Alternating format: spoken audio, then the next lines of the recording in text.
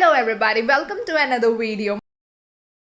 Today we're going to discuss about operational procedures. Also, I've been making the videos on air regulation, so anyone who's interested to know about air regulations and those who are giving Dgca examination, go to my channel and check out all the videos down there. Okay, so let's get started. Annexation number 6 of the ICAO Standards and Recommended Practices deals with the operational procedures. They are divided into three categories. First one is for international commercial air transport, second is international general aviation, and third one is for the international operation of helicopters. So there are a lot of things that we'll be discussing up in this chapter. First, talking about the general requirements. So quality system. One quality system has been established by the operator, and for that same reason a quality manager is also designated so that he keeps an eye over all the safety measures that the airworthy aircrafts are taking on in order to maintain the quality standards. Then we have the method of carriage of people. So again, the operator is responsible to take certain measures to ensure that no person in any part of the aeroplane or flight will not enter the area which is not for the accommodation of that person, and if he does, then certain actions will be taken against him. Also, no person who is not authorized cannot enter the cargo compartment or the store compartment whenever the airplane is in flight. Okay, then admission to flight deck. Again, only the flight crew members assigned to the flight are allowed to get inside the flight deck, and an operating crew member can enter.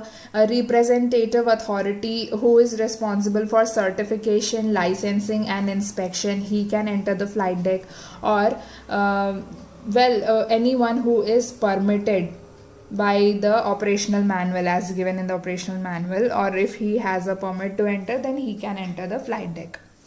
Then unauthorized carriage. So an operator shall take all the reasonable measures to ensure that no person secretly carries or leaves the unauthorized baggage or carriage anything on board an aeroplane.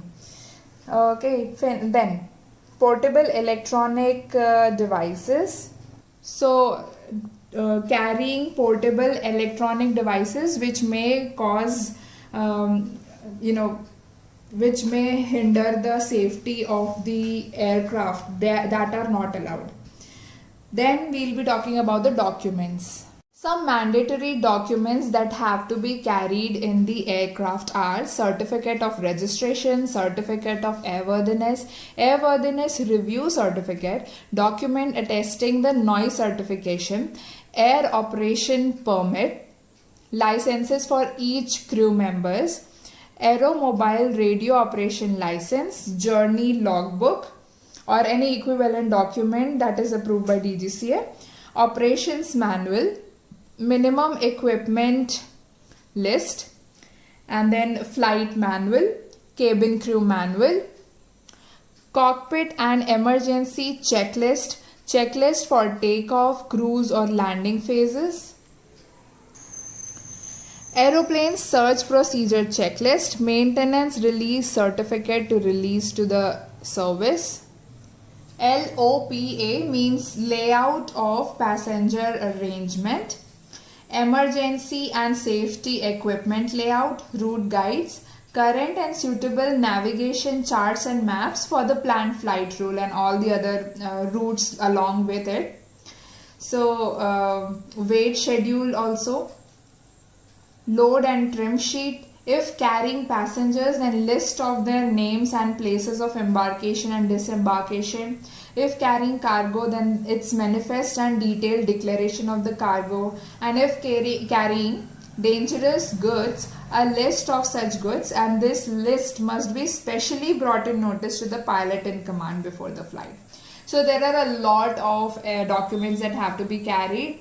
Some of the very important ones you can keep in mind. Otherwise, if you can give a read to just all these or all of them, it will get into your mind. Okay, as in how many and whatever requirements are there.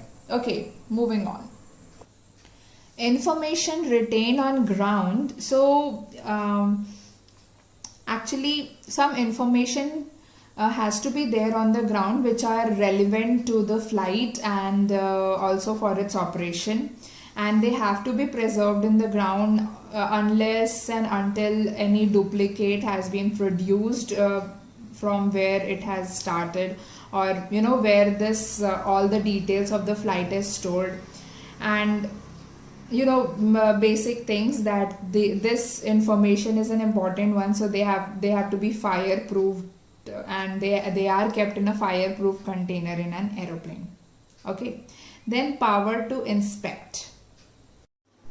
So the operator can authorize any person to get on board and fly in an aeroplane operated in accordance with an AOC or permit issued by the authority, and to enter and remain in the flight deck provided that the commander doesn't feel that the aircraft may be endangered by him entering the aircraft, and he can definitely go inside and do the inspection work. So next comes leasing. So leasing is a description of the operational arrangements of leasing, and you know, all the procedures and management responsibilities about leasing work, etc. So there are two kinds of lease: dry lease and wet lease. We have already talked about this in a previous video, if you remember.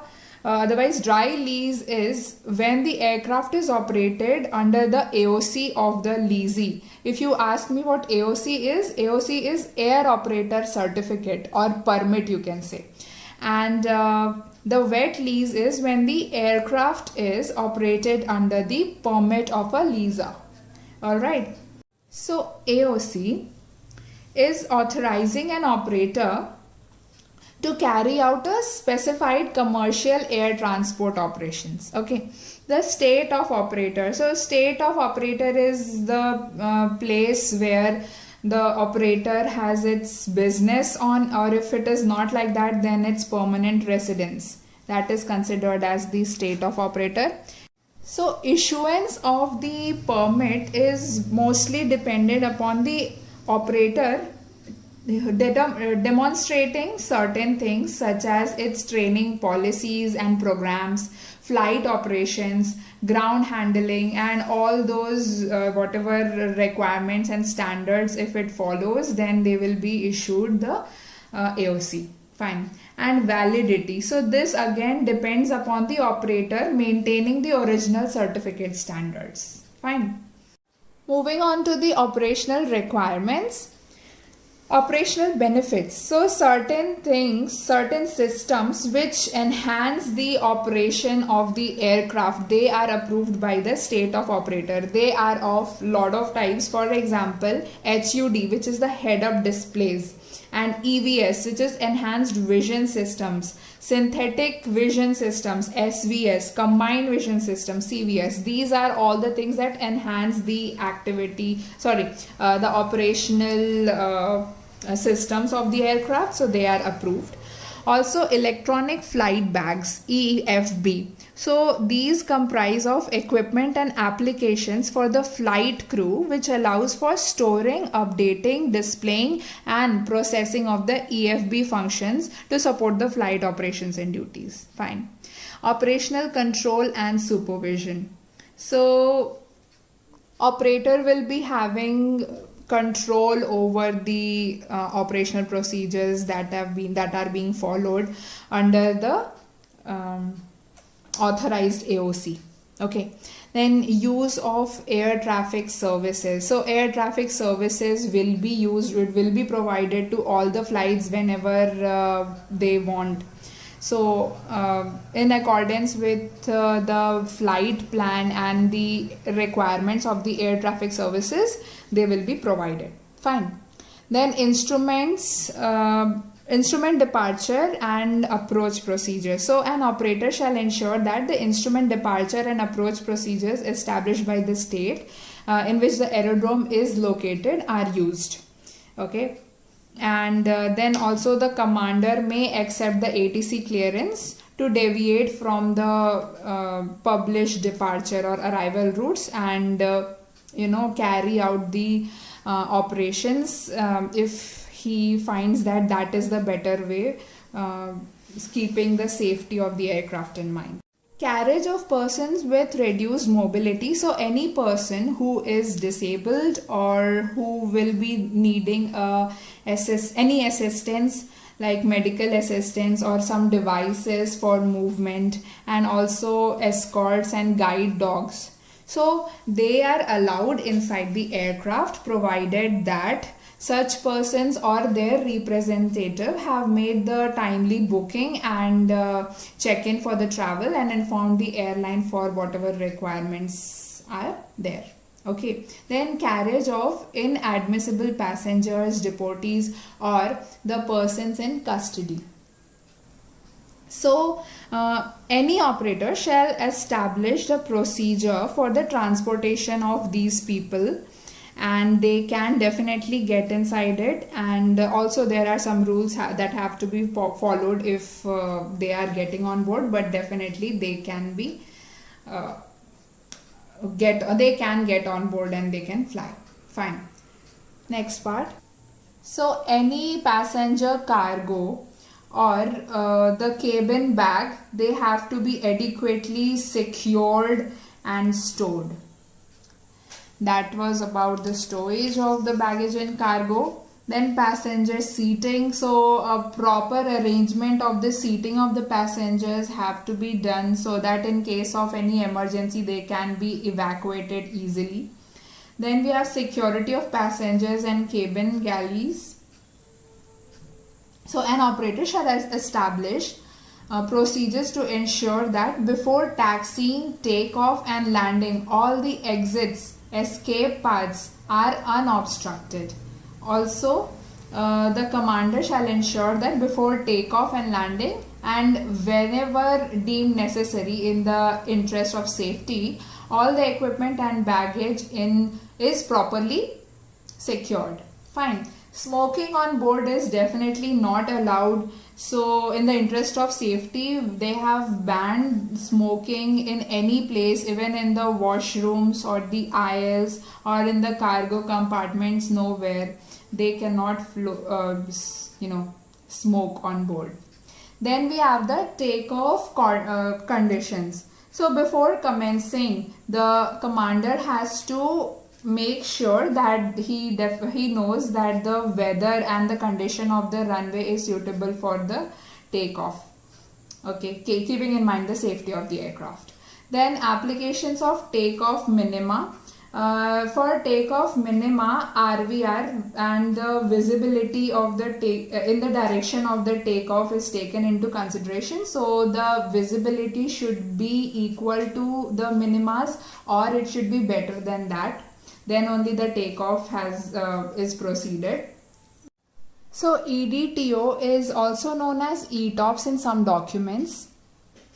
So for a long distance aircraft, whenever they fly a long distance or even over the sea, all the aircrafts must have the ETOPS requirement, must follow the ETOPS rules and requirements. In this, for a twin engine aircraft or more,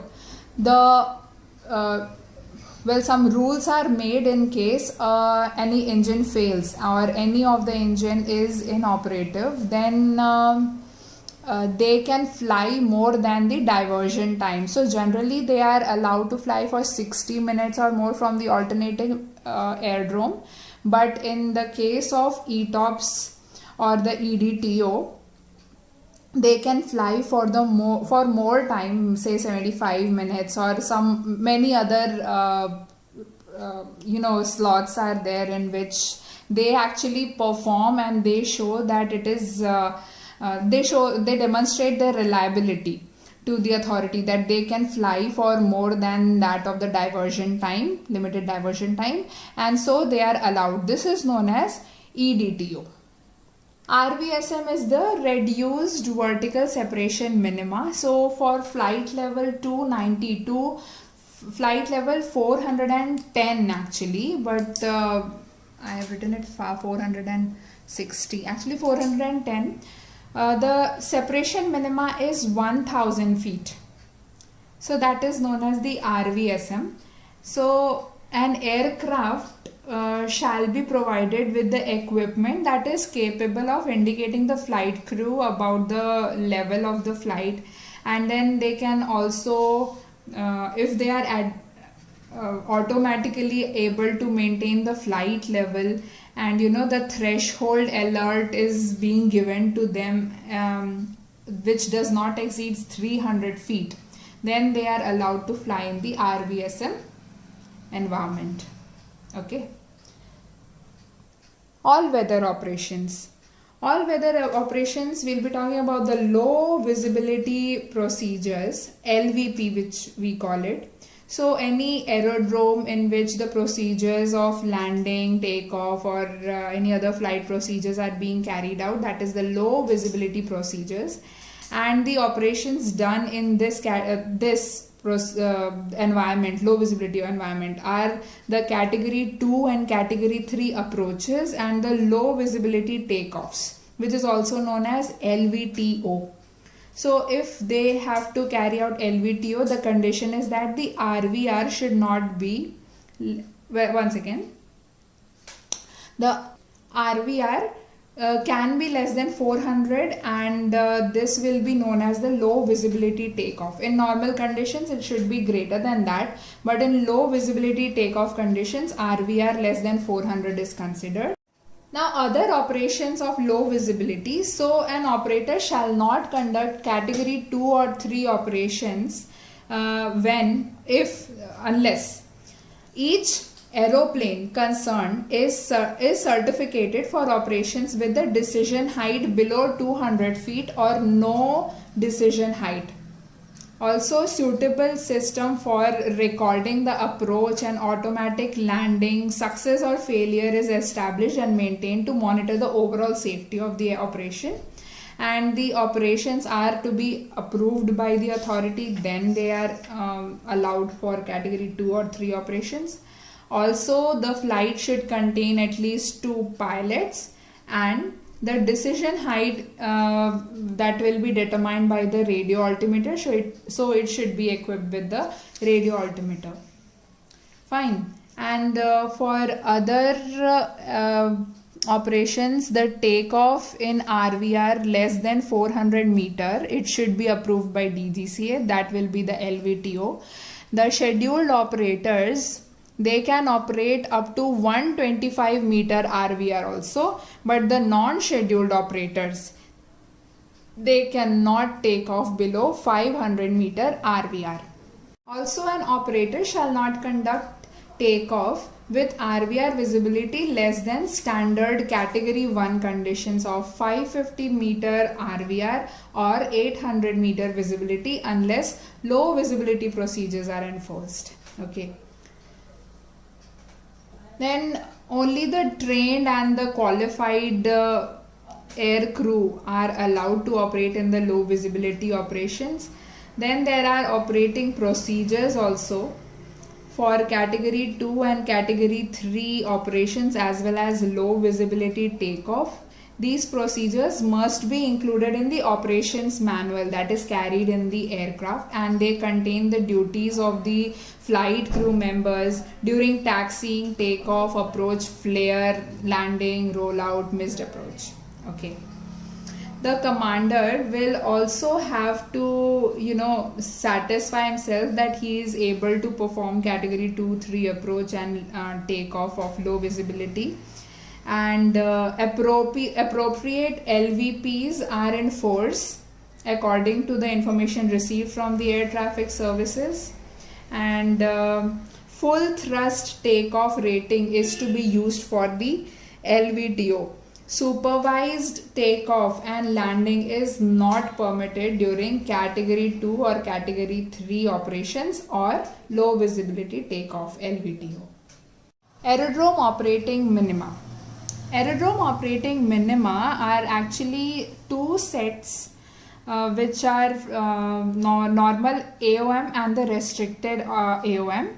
So normal is applied by the scheduled and the general aviation operators, and the restricted consists of additives of heights and visibility to the normal AOM. So I have written this very complicated looking stuff here, but this again means that the normal AOM will be there, and certain other things which must be following the height and visibility rules they are included in the restricted AOM. Fine. Next is commencement and continuation of approach.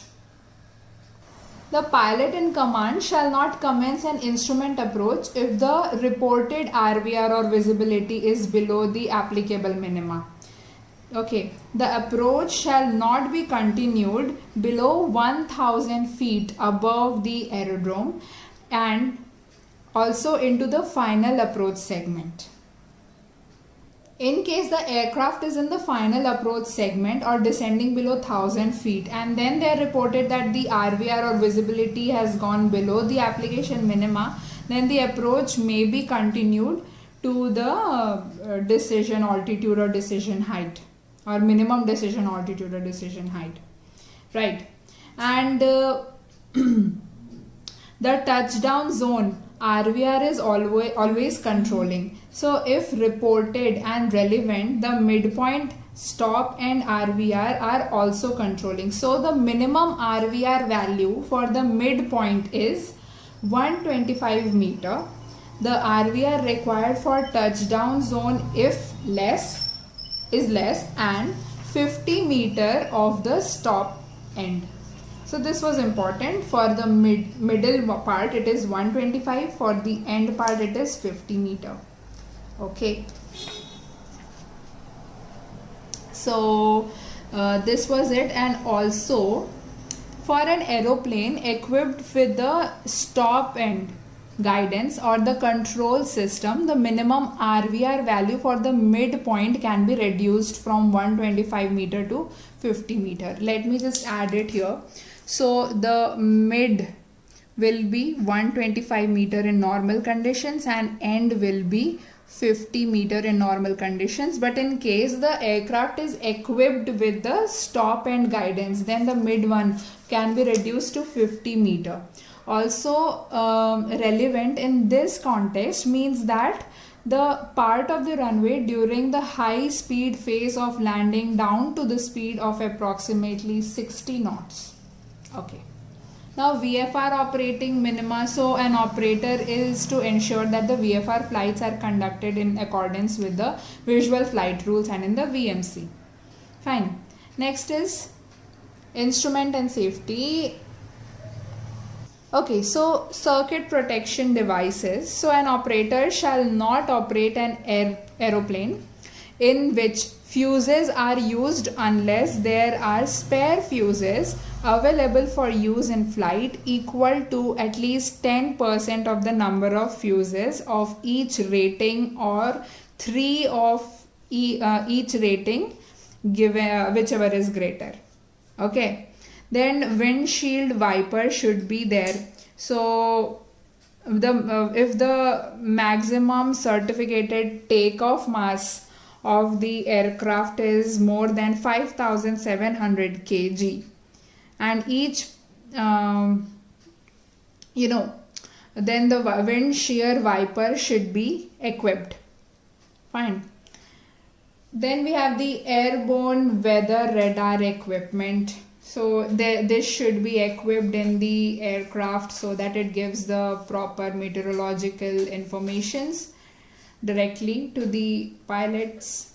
Then flight recorders. So there are a number of flight recorders. So crash protected flight recorders comprise of one or more of the flight recorders, which are the flight data recorder, which is known as FDR, cockpit voice recorder, airborne image recorder AIR, or the data link recorder. Fine. And image and data link information may be recorded either by the CVR or the FDR. So also the lightweight flight recorders comprise of one or more of the following systems, which are the aircraft data recording system, or the cockpit audio recording system, or the airborne image recording system, data link recording system. Fine.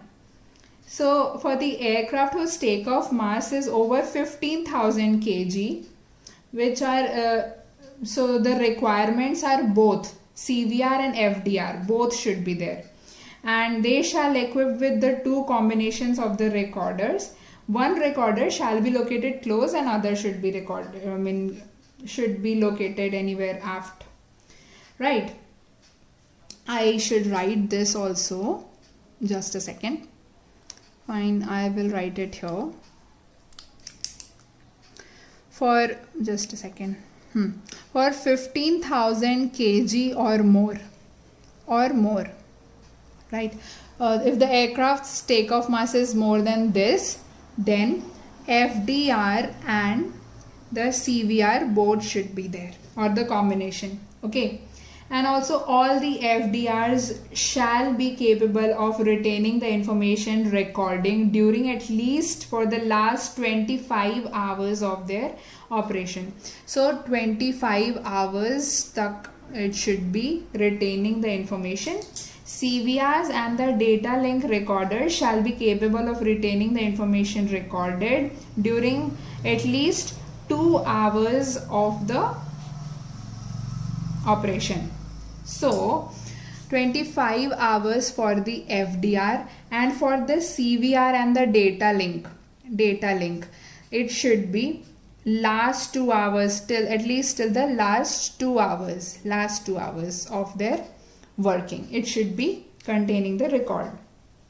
Okay, then coming to the pressure altitude. The pressure altitude, it provides the pressure altitude information with resolution of 7.62 meter or 25 feet or better. Then microphones should also be there in the flight deck. Turbojet aeroplanes, so forward looking windshield warning system, or the GPWS, which is the ground proximity warning system, they should be equipped in the turbojet aeroplanes. For the aircraft whose weight is greater than 5,700 feet. Okay, I'll write this turbojet forward. Okay, fine. This should be for greater than 5,700 kg maximum takeoff mass or more. So, are authorized to carry more than 9 passengers. They should be equipped with this. And ACAS 2.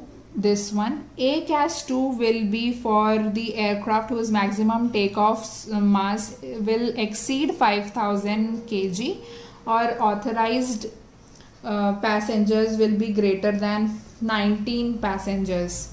They will be should be having the ACAS 2, which is the airborne collision avoidance system.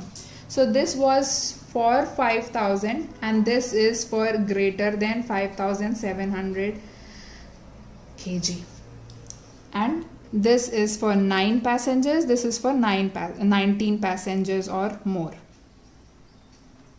Okay, up to 9 passengers. Okay, moving on. Security of the flight crew compartments. So for aircraft whose takeoff mass is greater than 45,500 kg and the maximum capacity, well, not maximum, the capacity is greater than 60 passengers, they will be equipped with they shall have a flight crew compartment door. So that will be resisting the penetration of any small arms fire or grenade shrapnel.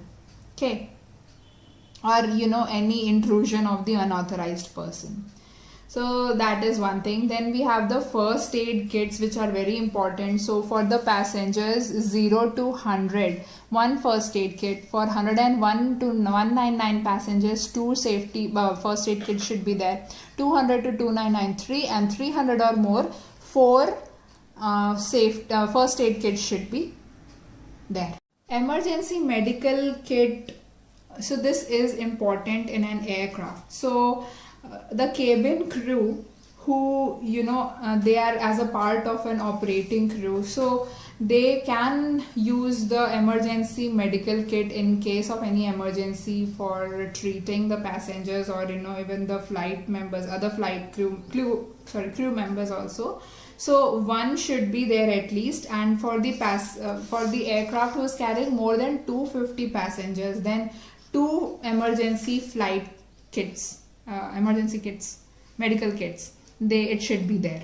Okay, and then for aeroplanes authorized to carry more than 100 passengers on a sector length of more than 2 hours, the medical kit for the use of medical doctors or other qualified persons should be there in case of medical emergency. Then oxygen supply, fine. So approximate altitudes in a standard atmosphere corresponds to the value of the absolute pressure used. Okay, fine. So absolute pressure, meter and feet. So here is a table that will be giving you a sort of idea. So if the absolute pressure is 700 hectopascal and in feet it will be 10,000 feet. So at 10,000 feet it is this much pressure. At 13,000 feet the pressure reduces to 620 hectopascal, and at 25,000 feet it will be 376 hectopascal. For 10,000 feet or above, oxygen supplement is required because the oxygen at above 10,000 feet gradually they start becoming less and they are not sufficient for breathing, and that is why it is important for the aircraft should be pressurized properly so that the normal amount of oxygen is provided to all the crew members as well as the passengers on board. Okay, if the pressurization falls, if it is less than 376 hectopascal, then that is, warning is given to the flight crew members that there is a dangerous loss of pressurization and that has to be avoided at all cost. Fine. Crew protection breathing equipments. So an operator shall not operate a pressurized aeroplane or an unpressurized aeroplane with a maximum takeoff mass exceeding 5,700 kg or having a maximum approved seating configuration of more than 19 seats unless equipped with the protection of eyes, nose and mouth. Fine. So at least it should be sufficient for them for 15 minutes. So these protective gears and the protective breathing equipment that will be providing the oxygen required, these all should be available in the aircraft, and they should at least last for 15 minutes. Minimum fuel requirement is calculated based on some data. So that data is either the current aeroplane specific data which is derived by the fuel consumption monitoring system, or if that is not available, then the aeroplane manufacturer also provides you with some data with the help of which we will be calculating these fuels. And also not just that, other factors are also taken into consideration such as the operation procedures, air traffic services, meteorological reports and other forecasts, right? All those things are taken into account and then a pre-flight calculation is done with the help of which we will be able to find out that how much amount of fuel is required. These are categorized into certain different types in this as you can see here. So based on that, these many amount of fuel is carried into the aircraft for a flight. So let's start with the first one, which is the taxi fuel. So this is the amount of fuel which is carried before taking off. It includes the APU, which is the auxiliary power unit. Okay, next is trip fuel. Trip fuel, as you can understand by the name itself, that it is the amount of fuel required from takeoff to the landing. Okay, then contingency. So contingency fuel is for unforeseen circumstances. In this case, what happens is it shall be 5% of the planned trip fuel. Okay, or of the fuel which is required from a point of in-flight replanning based on the consumption rate used to plan the trip fuel. But in any case, it should not go beyond, less than 5%. It should not go less than 5 minutes at the holding of 1500 feet. Let me write here 5 minutes. Okay, so it should not go for less than 5 minutes of holding at 1500 feet. Okay, destination alternate fuel. So this is the amount of fuel required to go to some other alternate aerodrome. In case the destination aerodrome is unavailable to land, the reason can be anything, either weather or even if the aerodrome is saying that its runway is not in a work, like not in suitable for landing, right? Anything can be the reason. So in that case, you have to take off an alternate path. So for that, your fuel is required. So it has a lot of conditions. So let's go to it one by one. So here, in first case, if there is only a single alternate aerodrome available, okay, so well, in normal condition also, if you are supposed to go to an alternate aerodrome, there can be two cases. Either that you already know that the destination aerodrome is not functioning, or you cannot land in that, and you have to divert from very before you know that, and so you divert directly. And the second thing is that, second case, that you have no idea that something wrong is there in the destination aerodrome, sorry. Okay, you don't know that, and you are landing in that airport, and you're in your final approach you are making, and then suddenly you have to take a missed approach procedure because the runway was not visible maybe, or anything else, the weather has come all of a sudden. So you have to do the missed approach procedure, and then you have to take a climb, you have to turn and choose the course to go to the alternate aerodrome, and then again you have to perform the landing procedures, whatever is there. So all those things have to be taken care and taken into consideration, and then that much amount of fuel is calculated. So that is for one alternate, and for two alternate aerodromes also you have to take for the one which is farther. So in that case you'll be carrying a greater amount of fuel. So it's always good to carry a little bit more amount of fuel, you know, for any such unforeseen circumstances or anything. Okay, so that was about the alternate. Then we have any airport which is not having alternate aerodrome. What will we be doing in that condition? We will be having that much amount of fuel so as to hold at 1500 feet for 15 minutes, as written here. Okay, then it's the isolated aerodrome. For example, if your destination aerodrome is Port Blair, Andaman and Nicobar, in that case no other aerodrome is there nearby, so that you can have a choice that if it's not gonna if you're not able to land in Port Blair, then you can go somewhere. So it's not a case like that, right? So in that case there are two conditions. If you are on a reciprocating engine, in that case either you can have a fuel for 45 minutes of hovering over or maneuver, you say holding over that airport, plus 15% of the flight time planned at the cruising level, including final reserve fuel. Or if not that, you have to have the 2 hours of holding fuel, right?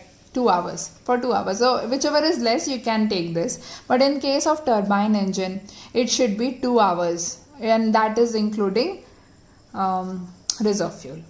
Okay, let's come back. This is done final reserve fuel now. So this is the amount of fuel that cannot be touched. Okay, it should not go beyond, so you cannot touch that amount of fuel. It should be there in the aeroplane always.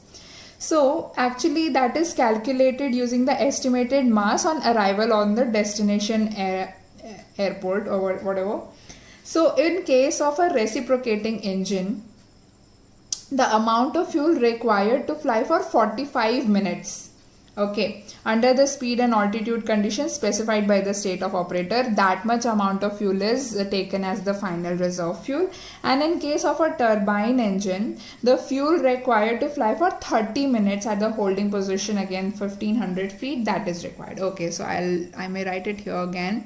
45 minutes for the reciprocating engine and 30 minutes for the turbine engine. Fine. So that is the amount of fuel required. Finally, okay, not finally, we are coming to the additional fuel now.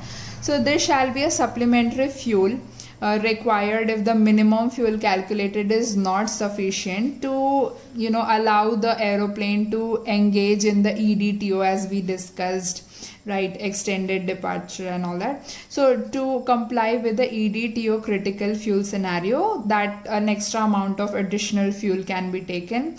And also in case to allow the aeroplane to descend as necessary and proceed to an alternate aerodrome in the event of engine failure or loss of pressurization, whichever requires the greater amount of fuel, based on the assumption that the failure occurs at the most critical point along the route. So if you are flying for 15 minutes at the holding position at 1500 feet above the aerodrome elevation in standard conditions, and also if you are making an approach or landing, in that case if it fails. So all those things taking into consideration, some little amount of fuel is taken, and that is the additional fuel you're having. And EDTO, extended diversion time operation, we have talked about. So it should meet the requirements of EDTO also, so that much amount of fuel should be taken.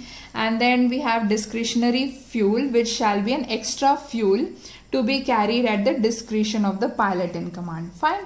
So these are the amount of fuels which are to be carried for sure, and not less than that. Okay. So the fire extinguisher, it should be there, a hand fire extinguisher should be there, one in the pilot's compartment and in each passenger compartment, which should not be readily accessible by the flight crew, but it should be there. Then crash axes and crowbars should also be there. So if the mass of the aircraft is not exceeding 5700 kg and the passenger seating is not more than 9 seats, then at least one crash axe and the crowbar should be there. And if the maximum passenger seating is more than 200, an additional crowbar or this axe should be carried. Fine. So this was about it. Marking of break-in points. Okay.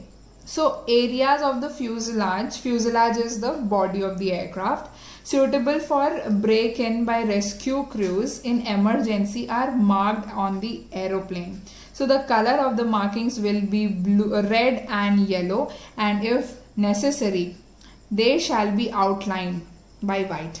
Fine. So in case of any emergency, if the aeroplane has to be broken down by the rescue crew from outside, right? So this is by some places which is marked in red and yellow. So from these places it can be broken down. Okay, so means of emergency evacuation. So all the flight crew members, they are properly trained annually to perform this evacuation process. So they are well knowledgeable and trained about any such emergency and life-saving techniques, and they'll be making use of all those things, right? Megaphones are used in case of emergency evacuation by the flight crew. So the aeroplane will not operate if the maximum seating capacity is more than 60 and carrying one or more passengers, unless it is equipped with the portable battery powered megaphones. So in this case, if the passengers are more than 61 but less than 100, then one megaphone is required, or if it is more than 100, then two are required. I'll write it here, 1 or 2. Okay, from 61 to 99 and more than 100 it is Fine. 2. Okay. Then we have emergency lighting. So this should be provided in the aeroplane for more than 9 passengers or more, carrying more than 9 passengers. And independent power supply is facilitated during the evacuation of the aeroplane. Then automated emergency locator transmitter. All the aeroplanes authorized to carry more than 19 passengers shall be equipped with at least 2 emergency locator transmitter. Okay, one of which will be automatic. So this should be for more than emergency lighting for passengers more than 9 and this more than 19. Then life jackets. You already know that life jackets and all these important things are taken care, that seat belts, emergency exits, oxygen dispensing equipment. All these emergency equipments are a must in all the aircrafts. Then we have the life rafts and survival ELTs for extended over water flights. So on the over water flights, an operator shall not operate on aeroplane at a distance away from the land which is suitable for making an emergency landing. Sufficient life raft to carry all the persons on board unless excess rafts of enough capacity are provided and the buoyancy and seating capacity beyond the rated capacity of the rafts must accommodate all the occupants of the aeroplane in the event of loss of one raft of the largest rated capacity. Also, the life raft shall be equipped with a survivor locator light, right, and the life saving equipment including means of sustaining life, whatever it is. Fine. Distress frequency transmitter are also there. At least 2 are there. Then we have the survival equipment. So survival equipment operators shall at all times have available for immediate communication to rescue coordination centers. List containing information of emergency and survival equipment carried on board any of their aeroplane engaged in international air navigation. The information shall include an application, the number, color and type of life rafts and pyrotechnics, details of emergency medical supplies, water supplies and the type of frequencies of the emergency portable radio equipment. So the communication equipment will be provided. It will be having two-way communication procedures will be available in that, and it may be helpful in providing meteorological information also in case of emergency. So the emergency frequency 1 to 1.5 megahertz can be used for communication, and that is the radio communication in the radio communication equipment. So all these things will be there. It should be there in the aircraft. So the navigation equipment which is provided should be in accordance with the operational flight plan and the requirements of the air traffic services. It should be authorized by the Dgca and should provide at least the minimum navigation services or any navigation performances. It should provide that minimum amount. And then the radio equipment. The radio equipment is operated all along in the land area and it is designated by Airport Authority of India. It works on VHF frequency, and the aircraft should have at least one survival radio equipment. Fine.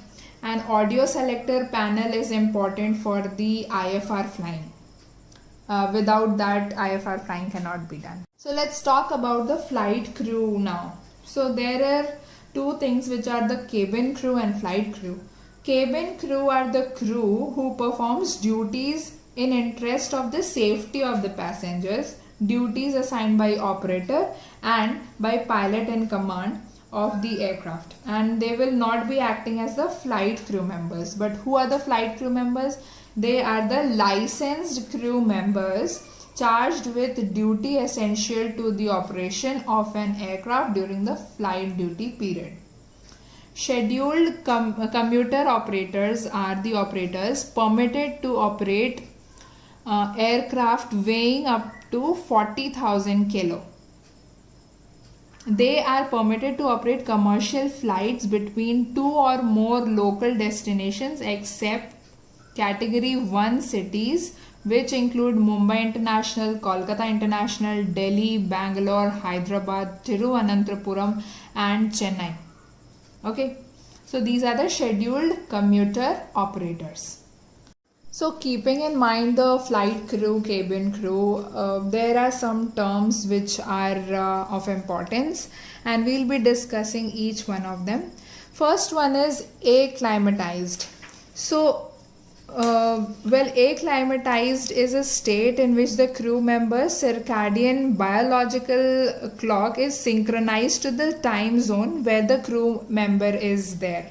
Okay, so if in a flight there is a change in the time zone of at least 3 hours, then that then for that period, the flight crew is said to be acclimatized to the environment from which she has or he has departed, and they need at least 48 hours of time, after which they can be said that they are finally acclimatized to the new position where they are now presently after landing. So that is acclimatized. Then accommodation. Accommodation means it is for the purpose of standby, split duty, and they are provided quite and comfortable place with all food and drink, etc. So they can take proper rest. And then suitable accommodation is a little bit something different. In that case, standby, split duty and rest is also available, and other things, food, proper ventilation, and all the devices for regulating temperature and light intensity, all those things, proper comfort is provided. Then augmented flight crew. So means the flight crew which comprises more than the minimum number required to operate the aircraft, allowing each flight crew member to leave the assigned post for the purpose of in-flight rest, and that person, the other person, should be equally or more qualified. Okay. Then duty. So duty is a task when the flight crew members are required by the operator to perform, including, for example, flight duty, administrative work, training, positioning, and standby when it is likely to be in the fatigue. Then comes the duty period. So duty period starts when the flight crew is required by the operator and to report, and then when the person is free from all the duty, that is a duty period. Flight duty period is when the flight crew member is required to report, and then finishes when the engine is off after the end of the last flight. So multiple flights are also taken under consideration in the flight duty. Fine. So next is the flight time. So flight time is when the aeroplane first moves for the purpose of takeoff until the moment is finally it has come to rest at the end of the flight. Mixed duty. So mixed duty is when the crew member is required to report to the duty in advance of the stipulated reporting time for the scheduled flight or series of flights to carry out the duty on the behest of operator. The time spent on the duty it will be subsequently added to the flight duty period. Then we have something called fatigue, in which the mental and the physical performance of the flight crew is reduced. So that is known as the fatigue, right?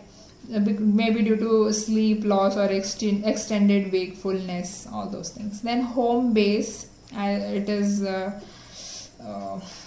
self-explanatory. Temporary home base is the one which is not your home base. It does not start or end in the place where you're living, but it's a temporary home base. Local day is a 24-hour period commencing from 0000 local time, and local night. So local night, one second. Local night starts from 2200 hours to 800 hours, so it should be at least 8 hours of time is included in that. And then we have the long range. So long range includes when the flight time is over 12 hours up to 14 hours. Okay, up to 14 hours. Up to 14 hours, and the flight duty period is up to 18 hours. In that case, we call it as long range. Night duty is commencing from 0000 hours, and 0500 hours is the end time. Operating crew members, self-explanatory. Positioning means transferring a non-operating flight crew member from one place to the other at the behest of the operator. Reporting time. So reporting time when the flight crew is required for the duty. Rest period is uninterrupted time for resting. Then rest facility means the bunk or the seat with the leg and foot support that is there available on board for sleeping or resting. Roster is the list provided by the operator of the times when the flight crew member are required to undertake duties. So it is like a timetable. Then split duty. So split duty is a period free of all the duties which counts as the duty being less than the rest period. But break is again it is less than the split duty. Okay, it is within the flight duty period only. So shorter than the rest period. It is counting as a duty and during which the crew member is free of all the tasks. Standby is you have to be a period of time during which the flight crew member is required by the operator to be available to receive the assignment for the specific duty without intervention in the resting period. And sector is a segment of the flight duty period. Time zone is self-explanatory again. Training flight is the flights for the purpose of base training, again understood. Unforeseen operational circumstances can be anything for the weather, any natural calamity, emergency, medical, right, and national requirement for relief or rescue purposes. So all those things include unforeseen circumstances. Ultra long range operation is in this the flight time is over 14 hours and the flight duty period is greater than 22 hours. Okay. In flight rest period, again you are resting inside the flight, that will be the in-flight rest period. And then we have the window of circadian low, which is the period between 200 hours to 600 hours. So in a time zone which the crew is acclimatized. So this estimate of the window is calculated from the scientific data on the circadian law of performance, alertness and subject report and the body temperatures. So this is about it. Next, moving to operator's responsibility. Operator is responsible to establish the scheme for complying with the limitations for flight time, flight duty periods and the rest periods. So keeping all these things in mind, he has to prepare a scheme of the operations. And then roster preparation. So roster preparation should be done by the operator sufficiently in advance and it should be published at least 7 days prior, and the weekly rest shall be printed on the published roster. And then it is also responsible for assigning home base to the crew members. And then the responsibility of flight crew, so they shall not accept any assignment which is exceeding the limitations, and also they should make the best use of the time given for resting and proper meal and rest. All those things they should have it, and reduce their fatigue whenever and however possible. You can have a look at this table which tells that what is the flight time and flight duty period limits for 2 pilot operations. Okay, so wherever this hash is given, this hash means that when the flight duty period starts in the WOCL. What is WOCL? Window of circadian low. That means starts between in any time between 200 hours to 600 hours. In that case, maximum flight duty period, FDP, shall be reduced by 100% of its encroachment up to a maximum of 2 hours. But when the FDP ends in a fully encompasses the WOCL, which means it's not in that period, in that case the maximum FDP stated in this table, it should be reduced to 50%. Also for the augmented crew, this is the maximum flight time, maximum flight duty period, and the maximum number of landings.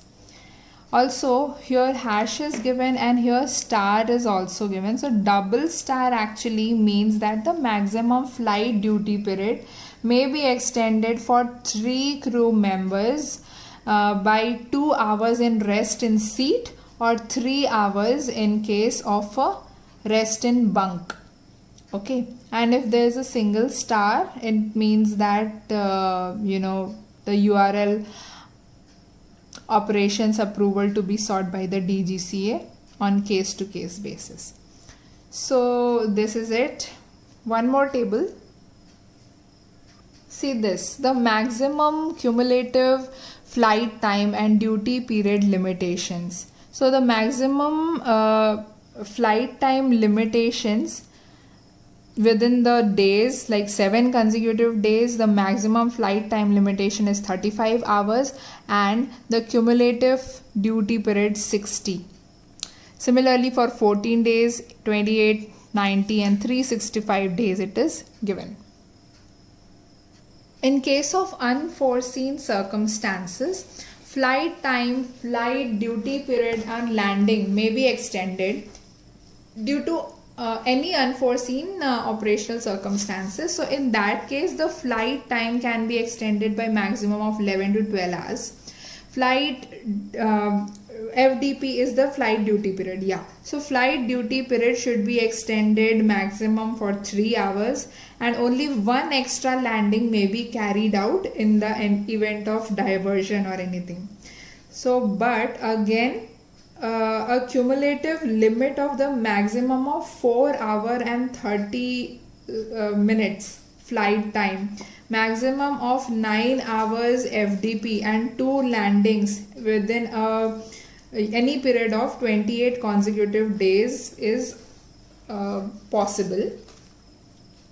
And the flight duty period or the flight time, if it is extended, then pro rata the rest period is increased by twice the amount of extended time of flight duty period.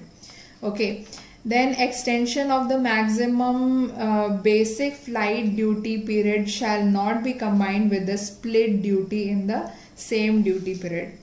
And also in case of any not utilizing a flight time after commencement of the FDP, the crew is can be utilized after the minimum of twice the period spent after the reporting, subject to a minimum of 8 hours rest. 8 hours rest is necessary, and then they can be of some use. Also, the PIC or the pilot in command has to send the heads up to the head of operation that he will be flying, willing to fly so and so.